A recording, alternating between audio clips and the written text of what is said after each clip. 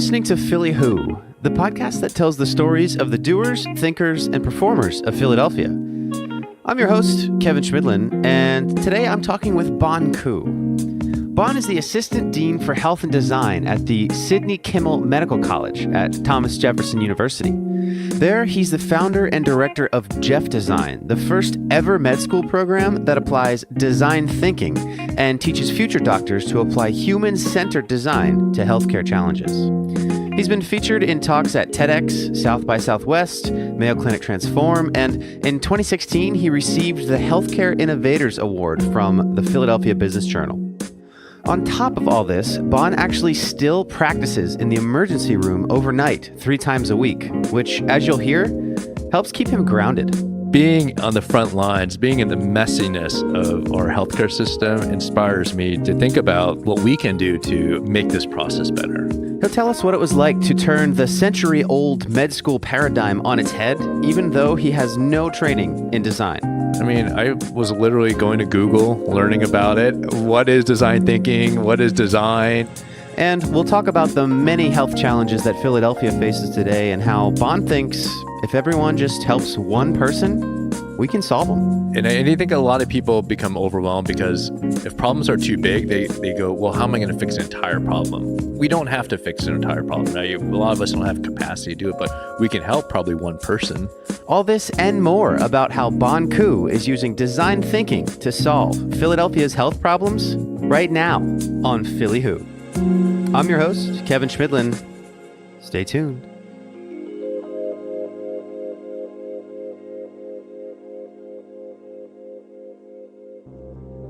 So one of the things I'm already noticing when chatting with the doers, thinkers, and performers of Philadelphia is that a lot of the inspiration for the work that these leaders are doing comes from their upbringing. And as you can guess, Bon Ku is no exception. He's the child of 2 Korean immigrants, and while growing up, his family hopped around from Chicago to Houston to New Jersey, and all the while his parents worked some pretty tough jobs, barely making enough to get by. Eventually, they would open a restaurant in Newark, New Jersey, where it was time for Bon to chip in. I was forced to. Yeah. During summer times, the kitchen was downstairs, super hot. It was probably, with all the ovens going on, I think it was about like 80 degrees. I just remember sweating all the time. Yeah. There was a lot of undocumented workers there, typical of many Korean American establishments. A lot of restaurants in the U.S. have many undocumented there. We had workers from El Salvador, from Guatemala, from South America. Yeah. So that's where I kind of cut my teeth and really just saw what immigrants went through, both my family and those who worked for my family in Newark, New Jersey. Yeah. So what sort of expectations did your parents have for you when they came here to America? Well, they guilted me to become a doctor. Oh, right? Yeah. So, a lot of Korean parents, their dream is to come to the U.S. and send their kid to Ivy League school and have their kid go and become a physician. Yeah. So they, from my earliest memories were that they wanted me to go to Harvard, which I didn't go to Harvard, and they wanted me to become a physician. I had and they said, well, we came here to the U.S. from Korea so that you can do that. So you can go to Harvard. So I can go to Harvard and become a doctor. It was crazy. And this is the reason why we work in flea markets and gas stations. And it's a little bit of pressure. Yeah, it was. The most stressed out in my life, no joke, was when I was about 16 years old and applying to colleges. It was this fear of I had to go to a good college and I had to become a physician. Yeah.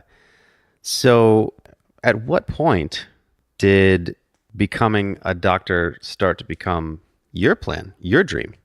That's a good question. I think I always knew that's a career path I was heading on. I tried to resist. That's one of the reasons why I majored in classics in college. I am just terrible at math and science, and that's hard for me to say as an Asian male, right? You typically think that we're like supposed to be the best at class and in calculus, and I was terrible. I remember in my calculus class in college, I was like, this is hard, man. So I ended up dropping that class, but I still had to take a calculus class because it was pre-med requirement. So I ended up taking like the calculus for jocks type of class, and I think I only ended up getting a B in that.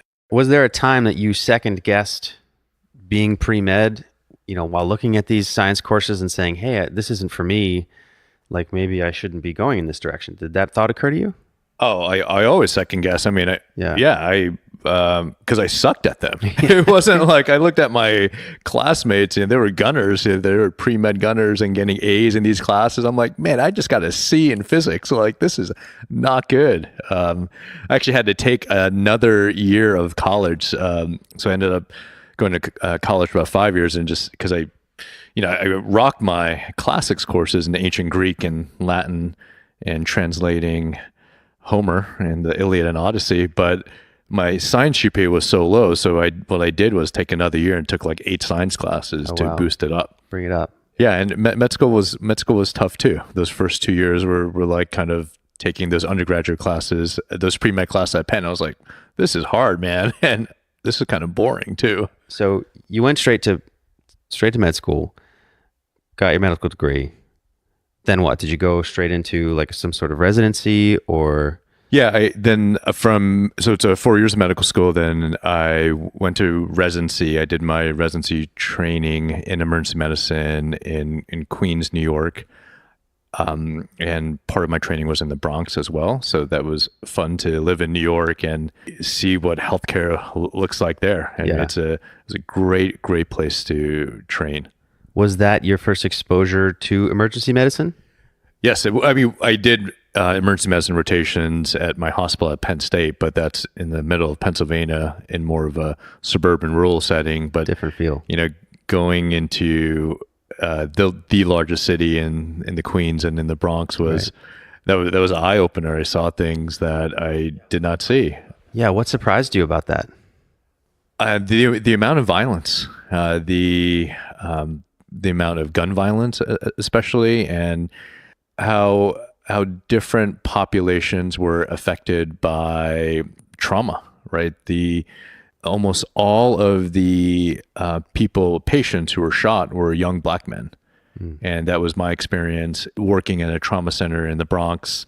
And then I did my fellowship at the Hospital University of Pennsylvania here in Philly, and seeing that as well. It was the same thing. I could probably count on one hand the number of white men being shot, but it was this the violence was happening in young Black men in these major cities, and it was I'm like, and then sometimes after a weekend, usually a lot of trauma centers, a lot of the gunshot victims come in on a Friday, Saturday night, and then after a weekend, I'm like, wow, I can't believe there were like 3 young Black men shot in our city, and it barely makes the news. And so how are you processing this? I mean, is this affecting how you're looking at your career, what you're doing? Like, what's going through your head at this time when your eyes are open to this? It seemed to me that patients from certain specific geographic locations in the cities that I worked in just had worse health outcomes. They were more likely to end up being victims of violence. They ended up suffering more from complications of diseases. And there's, I love working in the emergency room because it's you get a sense of the vital signs of communities, and you understand what problems are plaguing communities, whether it's the opioid epidemic or gun violence or homelessness, and you end up seeing these problems. They show up literally at your doorstep in the emergency room, and I felt very frustrated. I was like, this sucks, right? Yeah. And I'm just treating complications of diseases. There are populations, predominantly in lower socioeconomic areas, that are that are just suffering in our cities, and there seems to be little recognition for these populations, and like how we can go about trying to help out these populations. Yeah, so I think you touched on something there that I think about a lot. So there are such big health and wellness problems just right in our backyard, right in the city. I mean, a lot of people, folks who are in more gentrified areas, they don't see it. It's very easy to hide from it. But in the emergency room, you're in a place where, like you said, it's at your doorstep every day. There's no hiding from it. You're there, dealing with the backlash of these things. So is that what inspired you to take a step back and go study public policy, because it was just so in your face? I think that, and just growing up in some of these neighborhoods, right, and working in Newark, New Jersey, growing up in Chicago and Houston, and doing part of my training in New York City, and being constantly exposed to the problems facing those living in poverty, seeing them having poorer health outcomes. Kind of my own background growing up poor, and I remember I used to skateboard a lot growing up, and I had my left knee was hurting me, and I could get knee pain from skateboarding. And my doctor my dad took me to an orthopedic doctor, and he took an x-ray of my knee and said, I have this thing called Osgood-Schlatter's, which is like it's, just basically part of your bone is growing too fast, and it resolves. And then I remember the bill, I think, was like hundreds of dollars. And I was thinking, man, that's probably like the entire paycheck for the week. And I felt guilty I think it was in the 8th grade, thinking that, man, I just cost my parents like their entire paycheck for the week. And I mean, no young kid should feel guilty about going to see a doctor for a medical issue. And that, I think, was part of my inspiration of, working with communities that who don't have insurance, who can't access healthcare, and it kind of made me angry too. I felt angry that my parents are being charged so much money, but the doctor didn't have any idea that we couldn't afford that. And Right. I remember my dad putting out cash from his pocket, like $20 bills to pay Wow, for it. just right there. Yeah, just out of pocket, because we were uninsured. Yeah, so I ended up after my fellowship, I ended up taking my first academic job at Jefferson, and working in a busy city emergency room. And what was frustrating to me is seeing some of the same problems come over and over again, and seeing, especially with the urban homeless population in Philadelphia. And there's this kind of mentality in emergency medicine: you treat them and street them. And we're just trying to see patients as quickly as possible, get them out the door, right? And the system's it's so messed up. It's so dysfunctional. We're trying to optimize our conditions in a dysfunctional, broken system. And I was getting burned out. I was getting emotionally, spiritually, physically exhausted. I felt like I was dehumanizing my patients, that I just kind of I was just churning and burning, right? Just seeing as many patients as possible. And then I was thinking, this is not why I went into medicine. I mean, I lacked empathy, and I thought, I was like, I need to take some time off. So I went back into my academic life, and a few years later, I had the opportunity to meet with the dean of our medical school, Dr. Mark Tukachinsky, and started learning more about his vision to redesign medical education. He talked about this thing called the Flexner Report, which was published in 1910, and that was a groundbreaking report on how to redesign medical education. I was like, wow, man, medical school that was the last major redesign about 100 years ago. 1910. Yeah, 1910. He's like, yeah, we have to change things.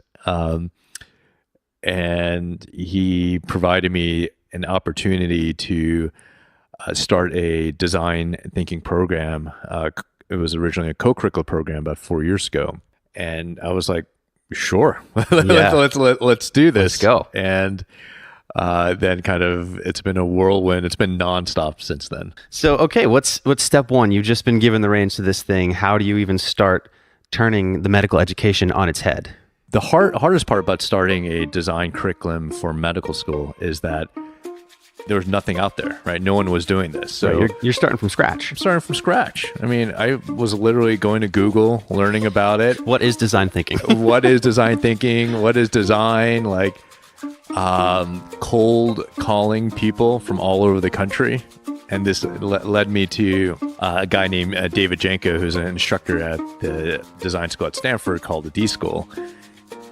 David's has an interesting background. He actually completed medical school and now teaches design thinking at the D School at Stanford. So I literally found him through Google and emailed him and said, hey, I'm starting this program. I'd love for you to come and do a one-day intensive introduction to design thinking to our first cohort of medical students who are starting with me. And then he said, sure, I'll do it. And he came to Philadelphia, and they've been extremely helpful, that community there of designers, and really informing a lot of how we apply and contextualize design in healthcare. So I've literally been learning on the job. And so what we do is we bring in designers to co-teach with us. And so I'm always copying, borrowing, stealing from people who are much smarter than myself. Yeah. So was there a moment where you took a look at the cool design work you guys were doing and thought, holy crap, we were really onto something here? About 3 years ago, we work with second-year medical students, and our challenge was like, hey, let's look at what's going on in the hospitals and the clinics. Let's figure out if we could develop a new product to help patients. And they identify the problem of patients unable to sleep at night in the hospital, right? You get constant disruptions, light disruptions, the overhead lights keep on turning on, the sound disruptions. So they wanted to tackle the problem of light. That was their inspiration. And we had initial whiteboarding sessions. They developed an initial prototype, filed for a patent, and 2 years later, they finished a clinical trial in the hospital, where they found that with their smarter lighting system, that they were able to increase sleep by about 30 minutes. And that's a lot, because, there's some major companies and their studies have shown they can increase sleep by 45 minutes. So and this was statistically significant. So it's amazing that these guys who don't have a product design background or a medical device background, by applying a human-centered design process, are able to take something that is an idea to an actual product. And they did it, they started a company, got into a hardware accelerator at NextFab in Philadelphia, and able to raise money as well. So yeah. I would have never thought. They would have never thought that too. They're like, I would have never guessed that in medical school I would start a MedTech startup company. Yeah, right. And, about lighting. Yeah, and they're still going to and what's great is that they are going to residency, and they're going to be, they didn't leave medical school. So I don't want our medical students to go out and leave medicine. I think we need minds that are.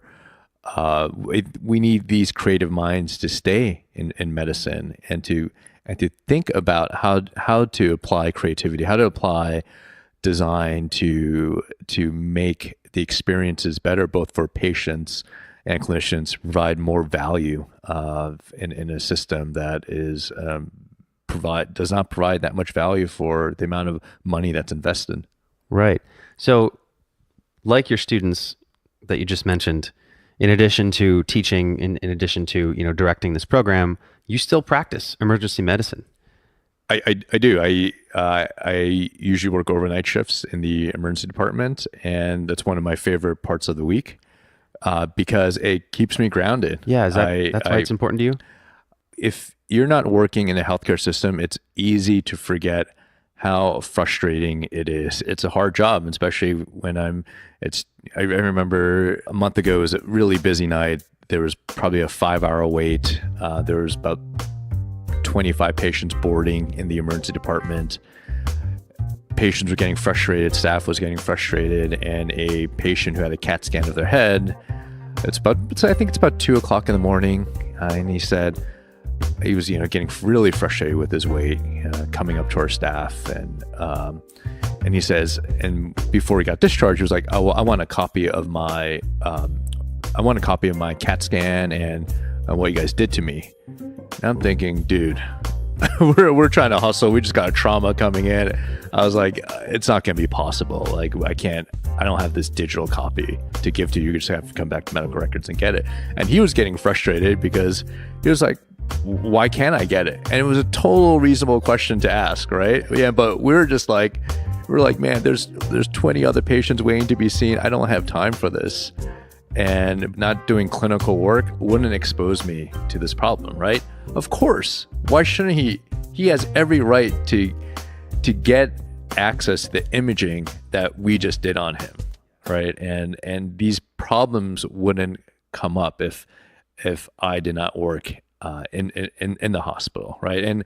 And when people talk about the problems with interoperability and how we still use fax machines, it's real to me because I'm faxing stuff. My residents are faxing stuff in the middle of the night to get records from another hospital. And I'm like, this is so frustrating, right? They're like, on the phone with the other hospital, like, hey, and, we have to get consent from the patient. They're like, what's your fax number? And my residents asking me, what's our fax number? It's like, I don't know what our fax number is. I mean, go to the fax machine and figure out, right?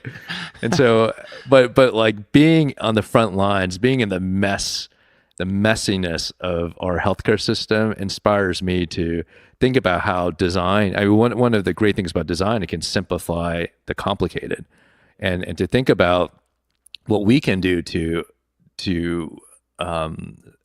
make this process better, right? So I love it. I love working as a clinician. It's unfortunately leads to a lot of sleepless nights, literally. How has the city of Philadelphia, whether the community or the actual entity itself, responded to your mission to bring design back into healthcare?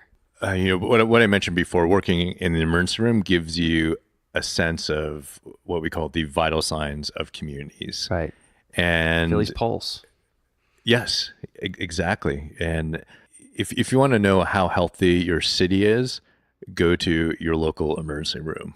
And you will see all the problems with that. One of those problems is the opioid epidemic, right? And, for years, we've been seeing people coming in overdosing on heroin, young people coming into our emergency departments, where it's a weird thing, man, to be working in the ER, then seeing like, there are 4 people that are sedated. We have them on monitors. We had to give them naloxone to resuscitate them. And they're all in our emergency department, and like something is going on in the city when you see that on the front lines, and the response, I think, is there's 2 ways to respond to that. You could become very cynical. You could lack empathy and just dehumanize these patients and go, they're just drug addicts. Sometimes it's difficult to take care of, when they get resuscitated or when we reverse the opioids, they're angry and they get up and just want to leave immediately. So it's taxing to our staff and the clinicians to take care of them. So I could see that response, right? But it's tiring to be cynical and jaded at work. And at the core of design is developing empathy. And I think the best definition of design is by a designer, Ellen Lupton, who I'm a big fan of. She says, empathy is really understanding the mental state of others. And this inspired me to go out into the community of Kensington, which is unfortunately has been associated with the epicenter of the opioid crisis. And walking through that community, I know it would encourage people to do that and it's 3 miles away from a hospital. It is a different world. There's this tent encampment right under overpass that I was walking through, and I saw there are young people who are there living in this encampment, addicted to heroin, and this image of this kid who's probably in middle school, who's in a uniform, walking through that encampment on his way home from school. And I'm trying to think, what's the mental state of that kid who every day he sees that, or what it's like to be one of those people living in that encampment. And I just recently went to McPherson Square Park in Kensington. That's one of the sites that we were probably going to be working at this summer. And when I was there, within an hour, I saw someone getting arrested by the police, and then someone who had overdosed was lying on the sidewalk, and then there's kids playing in the playground while all this is happening. And in that park, there's a police trailer there because there's been so many people coming to that park and using heroin and overdosing that it needs to be have constant police surveillance. But what's the image that it feels? This is a civic space. It's a beautiful park, a beautiful library right there. And then you go in and then it's like, this feels like a police state, having a big mobile police trailer always there.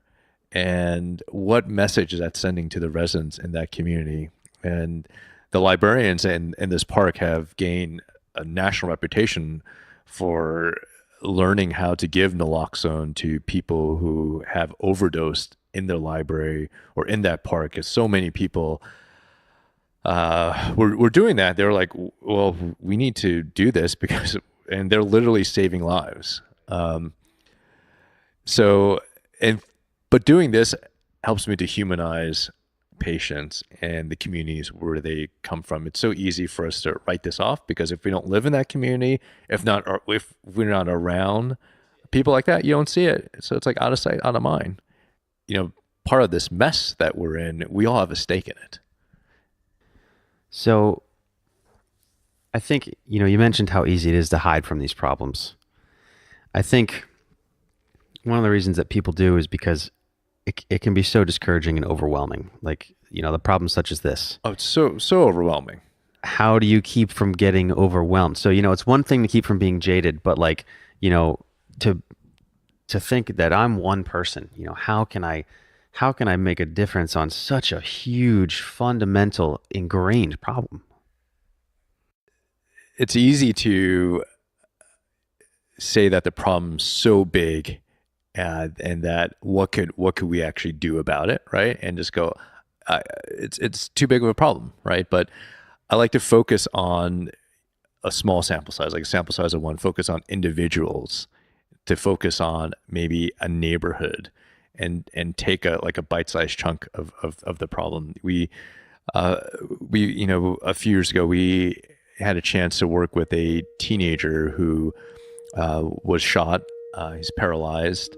He was standing on his friend's porch, and we brought him into one of our design classes that we're having with our medical students. And, we were co-creating adaptive devices to help Lurik gain the ability to write or play Nintendo. That process for us ended up us learning to develop empathy for Lurik, understanding his needs. And we went to Lurik's house, and my colleague Rob Puglisi found that he had this dilapidated wooden porch, and he's wheelchair bound, and it takes two people for him to get from his front door onto the sidewalk. Oh, they didn't have a ramp. He had a ramp, but it was it was a worse shaped ramp. I mean, this Really? thing, it was bare. I mean, it was treacherous, and it's a process. I mean, it takes two people to get him down from his front doorstep to the sidewalk. And there was this loophole in the state insurance coverage where prevented him from getting a ramp. We had an opportunity to talk to our mayor, Mayor Jim Kenney, about Lurik's situation. And I remember we were down in Austin when he was at South by Southwest, and I look out of the corner of my eye, my buddy Rob Puglisi was talking to Namer and talking about Lyrique and the situation in Iran. I'm like, dude, what are you doing, man? I can't believe you're talking to Namer about this. And then Mayor Kenny says, it was like, send me an email, we'll take care of it. I'm like, all right. I love Mayor Jim Kenny, but I'm like, he's a busy dude. There's right? a lot going like, on. He's managing a city. Yeah. Like, this is one problem for one person in our city. A month later, Lyrique got a motorized wheelchair ramp, brand new. Wow. No way. That's inspiring, right? And yeah, you could be cynical and say, hey, oh yeah, you just helped one person. I'm like, well, yeah, I mean, I don't care if I could help one person. I mean, but that's a huge impact in Lyrique's life. Yeah. And that cascades. Yes. You can break the challenge down into smaller chunks like that are actually approachable and manageable. Yeah. Anybody can make a huge difference. Yeah. Yeah. And to us, that was inspiring because if we didn't develop empathy for Lyrique, if we didn't understand his problems, we would have never connected the dots. And so that's on an individual basis, but then, we're going to be doing some, a program called CoLab Philadelphia, where we're reaching out to the neighborhood of Kensington.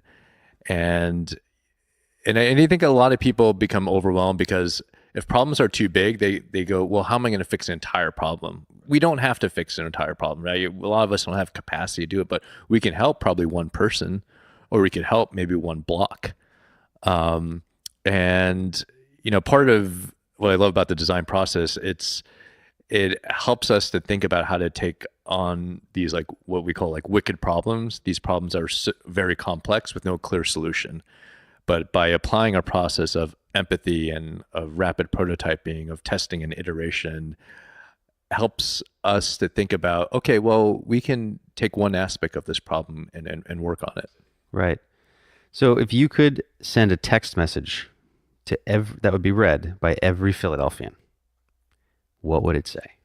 I would maybe start a text chain and go text one person and ask them, one person that and ask them, how can I help you?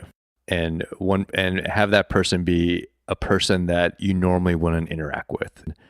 Because I think that's part of empathy I think it would unearth a lot of things, right? And what's meaningful in our lives is when we help out those near us, and especially those who are different than us. I think it would help break down barriers. And I think if every Philadelphian did that, I think it would have a tremendous impact upon our communities.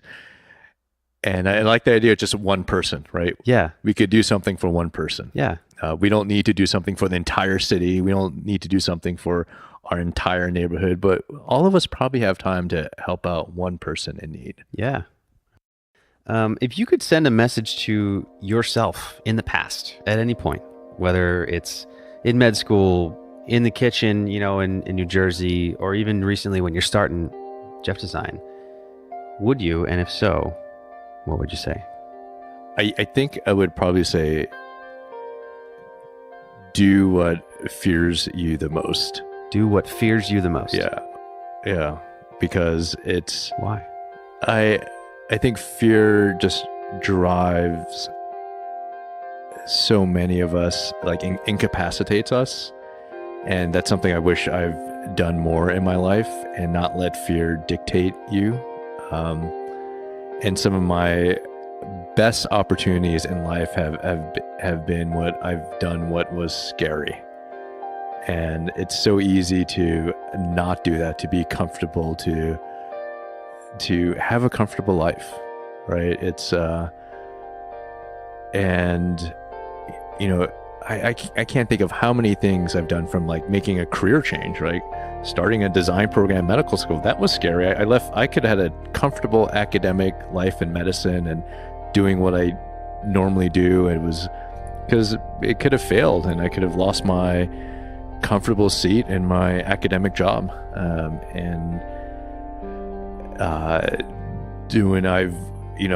grew up shy. because I was always a new kid and I did not like public speaking, and I just forced myself to do it, and it was very anxiety provoking. Didn't think I was good at it, and now I freaking speak all the time. Yeah, I enjoy it. Yeah. And it was a scary thing to do when you're shy and don't think that you're going to do a good job. So I think fear stifles us, and sometimes I wish I would have just taken on things in life, but that I didn't, because I thought it was just too scary, and I had too much anxiety about it. For more on Bon, you can head to podphillyhoo.com/Bonku. That's BONKU. If you like the show, be sure to subscribe and rate it on iTunes. And if you have ideas for anybody who would be a great guest on the show, hit up Twitter and Instagram @PodPhillyWho and let us know. Cover art by Lauren Carhart, music by Lee Rosevier. Special thanks to Bon Ku for being a guest.